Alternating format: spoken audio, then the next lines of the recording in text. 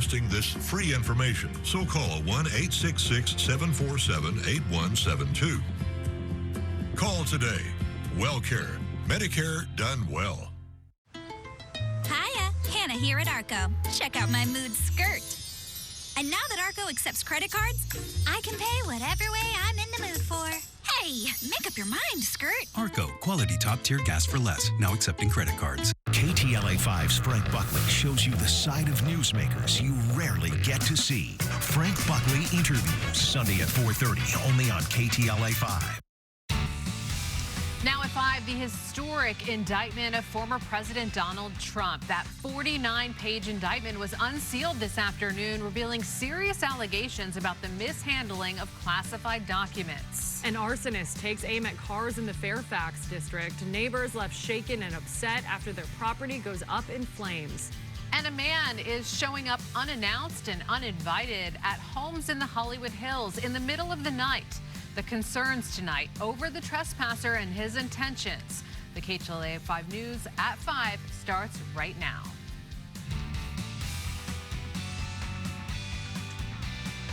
Good Friday evening. You're watching the news at 5. I'm Courtney Friel. And I'm Samantha Cortese. Cher and Pedro have the night off tonight. An extraordinary new detail revealed after the Department of Justice unseals a criminal indictment against former President Donald Trump. It accuses Trump of hoarding this nation's most sensitive secrets and keeping them in public areas, including a bathroom.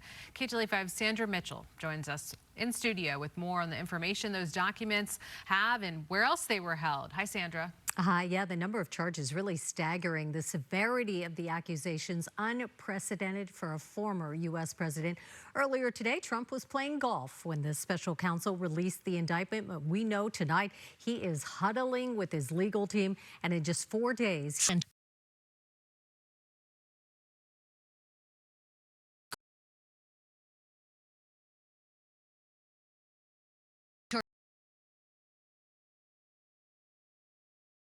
Charges stem from the Department of Justice investigation accusing Mr. Trump of taking classified documents from the White House to his Mar-a-Lago resort in Florida. The indictment goes on to say the documents, quote, included information regarding defense and weapons capabilities of both the United States and foreign countries, United States nuclear programs, potential vulnerabilities of the United States. All right, here is Special Counsel Jack Smith speaking just moments ago. Our laws that protect national defense information are critical to the safety and security of the United States, and they must be enforced. Violations of those laws put our country at risk. Adherence to the rule of law is a bedrock principle of the Department of Justice, and our nation's commitment to the rule of law sets an example for the world. We have one set of laws in this country, and they apply to everyone. Of course, it is very early in this legal case. The former president is presumed innocent, but if he's found guilty, he could face decades in prison. Sam, back to you. Sandra, thank you, and stay with KTLA for live continuing coverage of the indictment of former President Trump. For the latest anytime, you can go to KTLA.com or download our free KTLA 5 News app.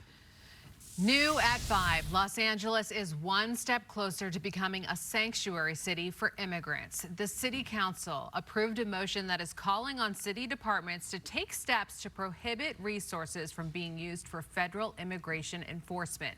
If passed, the law would be similar to those adopted by other cities across the country, including up in San Francisco.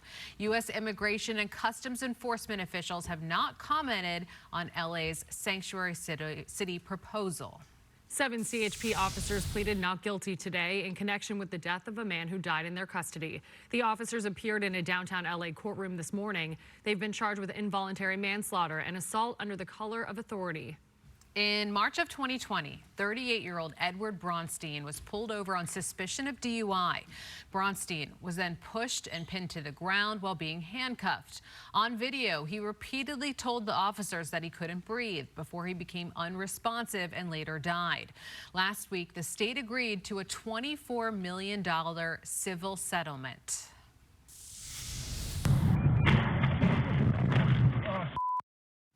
A driver is dead after veering into oncoming traffic and slamming head-on into several cars. The crash happened in Long Beach just after 7 o'clock last night near Junipero Avenue and Pacific Coast Highway. Police say a Lexus SUV was heading westbound on PCH when it swerved into eastbound lanes. The violent crash hurt 6 people. 3 were treated at the scene. 3 were hospitalized and are expected to be okay. One witness describes that scene. I heard a big, loud explosion. I look up and I see glass flying everywhere, the car flipping over. And within maybe a minute or so, we had a bunch of people trying to help out the situation. The 56-year-old wrong-way driver was pronounced dead at the scene. It's not clear what caused him to cross that center divider, but detectives say speed, drugs, and alcohol are not believed to be a factor in that crash. Residents in the Hollywood Hills are on alert after a man was caught on video trespassing